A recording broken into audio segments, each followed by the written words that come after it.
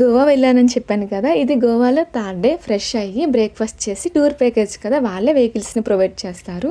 ఈ రోజు ఫస్ట్ అయితే అగోడా పోర్ట్కి వెళ్ళాము. దీని గురించి చాలానే హిస్టరీ ఉంది. ఈ అగోడా పోర్ట్ మనకి లోవర్ పోర్ట్ ఒకటి ఉంటుంది అండ్ అప్పర్ పోర్ట్ ఉంటుంది. సో మేమైతే ఫస్ట్ అప్పర్ పోర్ట్కి వెళ్తున్నాము, అంటే కొండపైకి. ఈ అగోడా పోర్ట్ అసలు ఎందుకు కట్టారా, ఏందో దీని హిస్టరీ అని నేను గూగుల్లో సెర్చ్ చేసి చూస్తే దీని గురించి అయితే మాత్రం చాలా హిస్టరీనే ఉంది.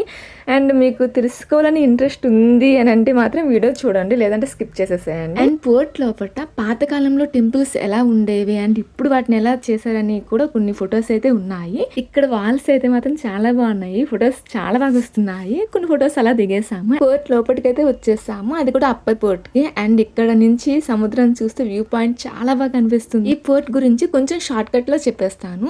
1612 లో పోర్చుగీస్ వాళ్ళు దీన్ని బిల్డ్ చేశారు. ఈ పోర్ట్ ఎందుకు కట్టారంటే అప్పుడు ఎక్కువగా యుద్ధాలు జరిగాయి కదా, సో ఈ పోర్చుగీస్ వాళ్ళు కాపాడడం కోసమని ఈ అగోడా పోర్ట్ ని కట్టారు. ఈ అప్పర్ పోర్ట్ కొండపై ఉంటుంది కదా, ఇక్కడ నుంచి చూస్తే ఎనిమీస్ బోట్స్ దూరం నుంచి కనిపిస్తాయి అంట. ఈ కొండపై నుంచి బీచ్ ని చూస్తే వ్యూ పాయింట్ అయితే చాలా బాగా కనిపిస్తుంది. మెమరీస్ ఉండాలి కదా, అందుకని కొన్ని ఫొటోస్ అండ్ వీడియోస్ ని క్యాప్చర్ చేసుకున్నాము. ఇక్కడ ఒక ఇంట్రెస్టింగ్ ప్లేస్ ఉంది, దాన్ని నేను కూర్చోడం కట్టారేమో అనుకున్నాను, బట్ అస్సలు కాదండి. దీన్ని కంటిన్యూస్ కూడా ఉంది.